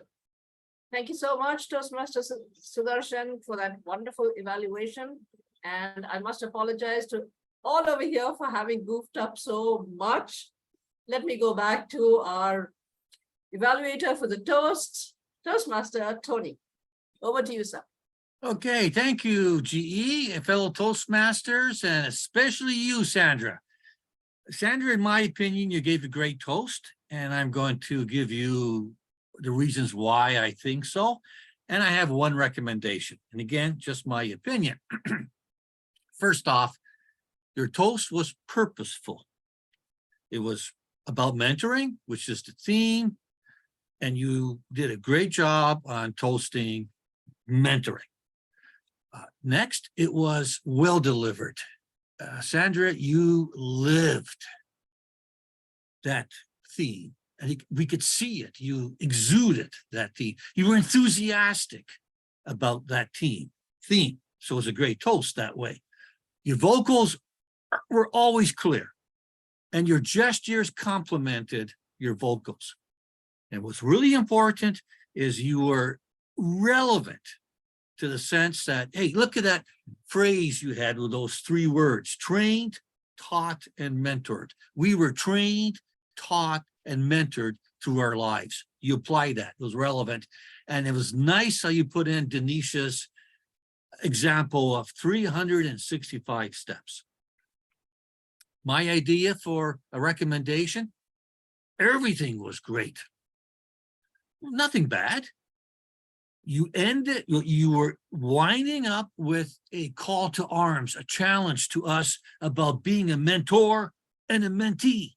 And you had zip. And then you continued with something else. So you overtalked your zip, your ending, in my opinion. It would be nice if you just end it, with that mentoring, mentee. But, it was great. It's just a minor little recommendation. So in summary, okay, great purpose, great delivery, great relevance. And, my little opinion there for a recommendation. Well done, Sandra. Mentoring all the way. Thank you. Thank you so much for that wonderful evaluation, Tony. I'm sorry I missed part of it because my internet decided to be to misbehave, so I have to go back to my mobile. I can do it again.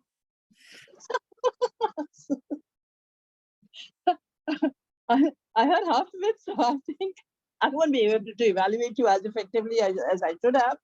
But I think we'll move on. And our first speaker, Toastmaster Amit. One second. To be evaluated by Toastmaster Lokesh Verma. Yes, I'm here. Please pardon me once again for not having my video on. There's some technical glitch. Let me begin with the evaluation. So Toastmaster Amit, what a powerful speech, an emotional, an inspirational, and a call to action speech. I can very well connect with your story because there is a latest heavy rain in the national capital of India. In flood-like situation, it was difficult to see stray animals suffering. But thanks to the team of kind people like you have ensured the safe evacuation of animals.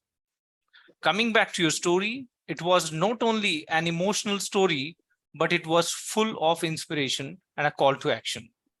To make kindness a norm. The amalgamation of the body opening, body, and closing was just amazing. It was very confident and well-prepared speech. Ladies and gentlemen, the best part of Toastmaster Amit's speech I felt was the opening of the speech, which was highly impressive. I felt like I was sitting between Toastmaster Amit and his boss. So that was the kind of authentic, great opening I could observe. And even quotes like, "The zoo is the only place where all prisoners are innocent." Such quotes are really catchy to hold the interest in what you are speaking about and made the emotional connect stronger. I'm sorry, I could hear some noise in between. Please mute, somebody is unmuted. Now, to make such stories give goosebumps and the emotional connection stronger, you can add more details such as suspense, which triggered human emotions. Like you could add, the dog was crying. The crying to the level where it was difficult to even hear that, to see that. The dog was unable to walk. And then build on a little bit more on the dog suffering that triggered the human emotion. The second thing, which I feel that there was a little bit of echo in the voice, not exactly the echo, some disturbance in the voice that can be checked proactively. And then one more thing is the pronoun usage. So if the animal connection with you is not personal, we can use the pronoun like it instead of using he. And Toastmaster Amit, I want to give you a challenge of taking such emotional stories to the next level by using voice modulation. When you are delivering an emotional content with the audience, I think voice modulation plays an important role. Overall, wonderful speech with authentic storytelling and well emotional connection with a powerful story, good amalgamation of opening, body, and conclusion. To take your speech to the next level, you may work on the voice clarity, the technical glitch where I fit a little bit, correct pronoun usage, and the voice modulation. You did good use of quotes to hold the audience attention. Such a powerful connect to be continued in your upcoming speeches as well. To conclude, it was authentic, emotional story with call to action to make kindness a norm. Back to you, Toastmaster.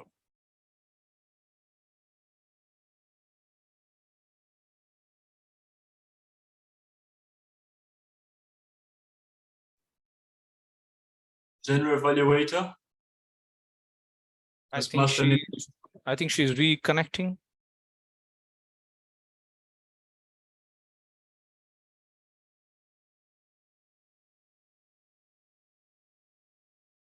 Toastmaster Baron, I think you can continue with the. Yes, can you hear me? Recording in progress. Yes, did you get that? Yes, we can hear you. Please take it on. Okay. Wait, I will turn off the mobile. Oh, that's right. Okay. Is that an echo because of the mobile? I have muted it. You can go on. Thank you. Right. Okay. Thank you so much, Toastmaster Lokesh, for that. And the theme of kindness to be done. We move on now to our next speaker, that is our panel discussion. Am I right? So we have Toastmaster Mohammed Azimuddin conducting the panel discussion. He will be evaluated by Deborah Walker, who's a mentor who loves hearing her mentees speak and deliver speeches. So that's her take on mentorship. She's been in Toastmasters for many years and is a member of the Coffee Board. Over to you, Toastmaster Deborah. Thank you very much, Ms. General Evaluator. I'm actually evaluating Dinesh, not the panel discussion. Okay. So fine, that's fine. You're evaluating Dinesh, right? I will be prudent in my evaluation of Dinesh's speech. I'm going to divide my evaluation into 3 components. Firstly, what I love. Secondly, what I would have liked to have seen. And thirdly, 2 challenges. Point number 1, Dinesh, what did I love about your speech? There were 2 things that I loved about it. Number 1, the topic was relatable to everybody in the audience. Everyone can relate to being so busy and finding the need to slow down. We all know what it's like to be busy from dawn to dusk every day. The second thing that I loved is when you said, maybe something is wrong with me. That was right before you held up the plate. That was great humor. And you drew the humor out of your speech as opposed to adding it in. And you incorporated a change to a higher pitched voice that came across really clearly. I loved it. It made me laugh. It made me smile. Those are the 2 things that I loved. Secondly, what would I like to have seen in your presentation? If possible, I don't know what your setup is with your computer, but if you are able to, I would encourage you to raise the computer so that the camera is at eye level. And there's a few reasons for that. Firstly, you'll have better eye contact with the audience if you're looking straight ahead at the camera as opposed to looking down. It will also give you the opportunity to stand a bit further back. Ideally, we should be able to see to the ends of your elbows. And then it will also give you the opportunity to use the width of the stage as opposed to staying front and center. Thirdly, what are 2 challenges for you? This was number 1 of your evaluations and feedback project. You're going to be doing this again. What would I be looking for if I was evaluating you the second time? I would be looking for 2 things. Firstly, you used some dialogue in your speech, which was fantastic. Dialogue is a very good way to draw the audience into your speech. However, you can capitalize that even more by making 2 small changes. One is removing the word says and said, as in Joe said this or Joy says. Eliminate the says and the said, go right into the dialogue, and then use that as an opportunity to incorporate even more vocal variety into your speech. And secondly, what else can you do to challenge yourself? I really enjoyed and liked the closing thought that you had that was the takeaway for the audience. I found that it was a little bit long, and what I would challenge you to do is to shorten that into a foundational phrase of 10 words or less that has some type of a rhythm to it. For example, slow down, don't break down, or slow down and don't drown.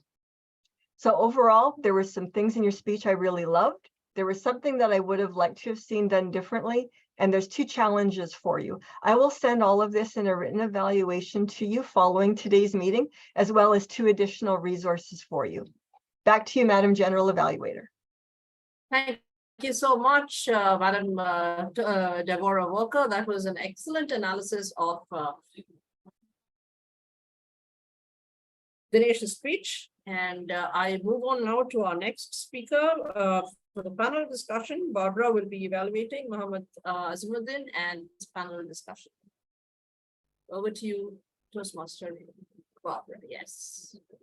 Thank you. Toastmaster Mohammed Azimuddin, building a better world together. I appreciate you greeting everyone and said that we aim to explore the world together. By doing so, you recognize races of the people across the world, regardless of their background. You had very good vocal variety, great eye contact, and engagement with the audience. Then you made a selection of panelists who you interviewed, and they gave responses based on questions asked. Diversity and inclusion was expressed by your panelists. The information was prudent and very much appreciated. We definitely learned about the challenges in difficult cultures, and we need to foster and build a new world. Some of these challenges that was mentioned is about dancing, about the prison, about suicide, and the future of our children. I found, however, that you cut off the speakers a little bit too abrupt. I mean, that may be part of what the speech is about, but I found that while you were speaking or while they were speaking, you cut them off abruptly. And I think you should have said or indicated to them, thank you for your speech, or have to move on because of the essence of time. So it sounded a little bit that they were cut off while they were still trying to make a point. I also would have liked to see other panelists, because I'm looking at the map, we have so many other islands on the map, and voices I haven't heard yet since I've been a Toastmaster was voices from Sri Lanka. Maybe wrong, you guys can correct me. Sri Lanka, Nigeria, and Curacao. Just to add a new voice to hear the diversity in the world of these people. Otherwise, other than that, I find that your delivery was very good. It was very fruitful, meaning that we all learned something from your discussion. And we do look forward to hearing more from you in this manner. Thank you, and back over to you. Thank you so much, Madam Barbara Jarvis, for that. And we move on now to our speaker, Brahm, and his evaluator, Ejura. Over to you, Ejura. Yes, Madam Ejura. Go ahead. Sorry. Good evening. Thank you, Madam General Evaluator. Good evening, Brahm. Thank you so much for that informative speech. You were supposed to talk to us and give us a presentation on your high performance leadership project. And I think you did that pretty well. First of all, you started with information about the Global Leadership Summit. And what I really liked about your beginning was the fact that you were excited. I could feel your enthusiasm. Your voice made everywhere. I felt excited about the project as well. And then it was lively, it was enthusiastic, it was full of energy. So that was a really good start to the speech and giving the information. And then the content was interesting because you touched a little bit on what to expect. That was one area of the speech that I really liked. You touched on what to expect. You gave us a teaser. You showed us the speakers that will be facilitating during the summit. I'm looking forward to actually listening to some of them. Another thing I liked is how you took us through the project. You took us through how you conceived the project and how you executed the project. And you went as far as sharing with us the doubts you experienced, especially when you had the goal of having 5,000 people attend the summit. And you shared with us how you got your guidance committee, how you were able to come up with a vision. So that was really good content, taking us through a high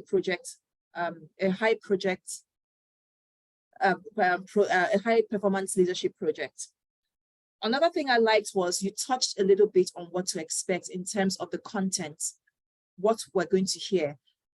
You talked about the topic of exponential change, and you went to touch on climate change and technological change with AI. That was impressive as well, because now we know what we're going to hear and there's more to expect, especially from the lineup of panelists that we're going to be seeing and hearing from. Your eye contact, you asked me to look out for your eye contact. I think you were so focused on the camera, you were looking at the audience all through.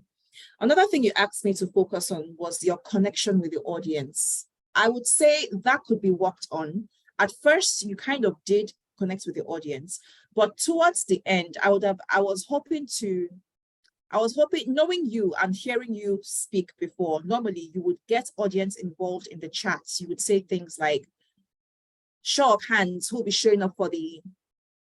to be showing up for the GLI summits? Who is going to be coming? I hope to see you there. Who are you looking forward to listening to? Which of the panelists are you looking forward to listening to? So maybe if you had asked that during the presentation, would have had connection with the audience, having audience participate more. I mean, you mentioned that you are speaking as a trainer and as a coach. In a training session, as a trainer, many times you want to connect and interact with the audience. So I think next time, please connect with them by asking them questions and they can easily respond in the chat. Having said that, I'm looking forward to the summit and I'm looking forward to the report on the 29th. Thank you so much. Back to you, Madam General Evaluator. Thank you so much, Madam Toastmaster Ejura. That was a wonderfully insightful evaluation as well. So I think now we move on to the general evaluators evaluations. And I would like to say that I think I already finished doing my evaluation for Toastmaster of the Day. Fabulous energy, and he's giving comments in between. So that also is adding to his attentiveness factor as far as this is concerned. Tony, of course, always, Tony's a toast by himself. He's bubbling with champagne. He's always giving us such insightful views while he's giving us nuggets of wisdom, if I can mix up my metaphors. So thank you, Tony, for your evaluation of the toast. For Aswathy, Sudarshan had some excellent points with reference to structuring of the speech itself and how it could be done. And the additional point of the content in terms of identifying the right mentor. And Lokesh had another very encouraging evaluation for Amit and how his emotional and inspirational speech could have been taken to the next level with additions in terms of vocal variety and voice modulation. Deborah had a great structure with 3 different levels of what I like, what I would like, and what I think could be a takeaway. So she clearly identified what she liked and gave great tips about how to improve both the Zoom presence and in terms of the dialogue, what could have been done. And the last one about, and I'm going to steal that one from Deborah. It's this one about slow down, don't break down. Make your sentences, your last line crisper, and make sure it has real impact. So I'm sorry for Barbara. I wasn't able to hear too much about the evaluation itself because of my connection. So I am not going to evaluate Barbara, but I think with reference to Toastmaster Mohammed Azimuddin, panel discussion by its very nature requires deep thought from the speakers. So I absolutely appreciate your choice of speakers. Each one had a beautiful personal connect to the theme. I love the way you asked those questions, but I think in the interests of time, both for the speech and for the club meeting, we should restrict panel discussions to a maximum of 4 people, or maybe even 3, because then you can actually really go in depth. And while you had already spoken to the panelists, I would have liked you to have given them a time limit also, because that makes things much better. Brahm's HPL, of course, class by itself, giving with that. And as Ejura says, the energy, the enthusiasm, and the excitement all came through. Ejura gave a fabulous evaluation with reference to a better audience connect. And I think that is a very, very valuable takeaway for all of us. And with that, I think I come back to our meeting, and I would like to say thank you so much to the timer and for giving in the timings in the chat box itself. And our grammarian, do we have a grammarian's report or anything in the chat box? Okay, I think sorry? The evaluation poll. I can't hear you. The evaluation poll needs to be started. Okay, so the poll for the evaluators will start. So I would request that. So yeah, please launch the poll for that.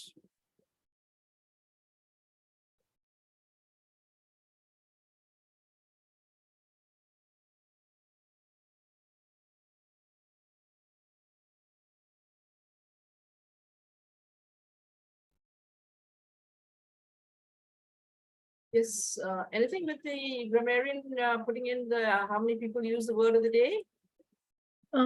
Yes, I do have a report. Should I give it?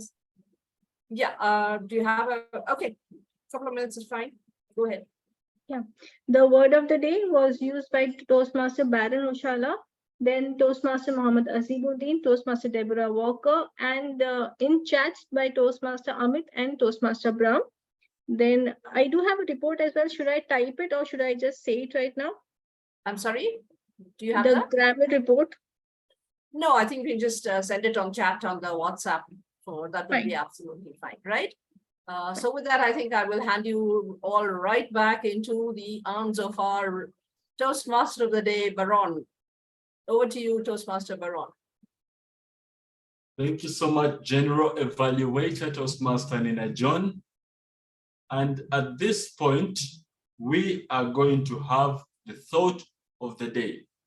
And the thought of the day, while the chat is going on, please fill in the chat and it will disappear soon. The thought of the day will be from President Mohammed Asif Said. So Toastmaster Mohammed Asif Said, over to you. Thank you, Baron. So we were talking about mentor and mentee relationship and how we can grow ahead in our Toastmasters as well as outside Toastmasters using this beautiful format of mentoring. What comes to my mind whenever I think about mentoring is that, do we take time out purposefully, diligently to reach out to our mentors, not just in case where we are in need of some guidance, but otherwise also. Thereby, we can build, if we reach out to our mentors, for example, not just when we require, it would build a rapport, a trust, a relationship. And as the relationship grows during this whole journey, the mentor and the mentee benefits. They can understand themselves, the other partners more, they can understand them more, and thereby they can help.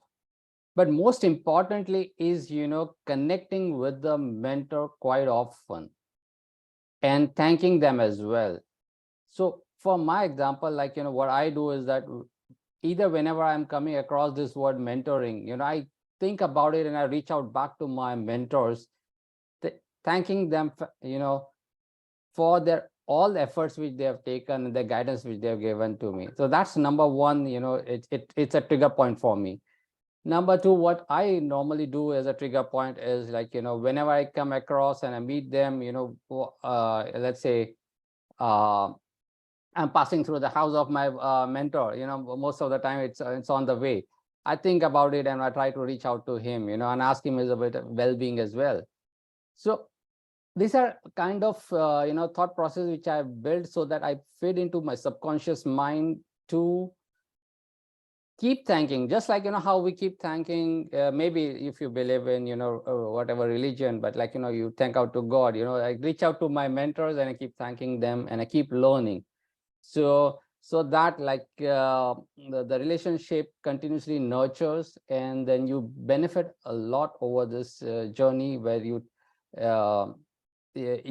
connect with your mentors.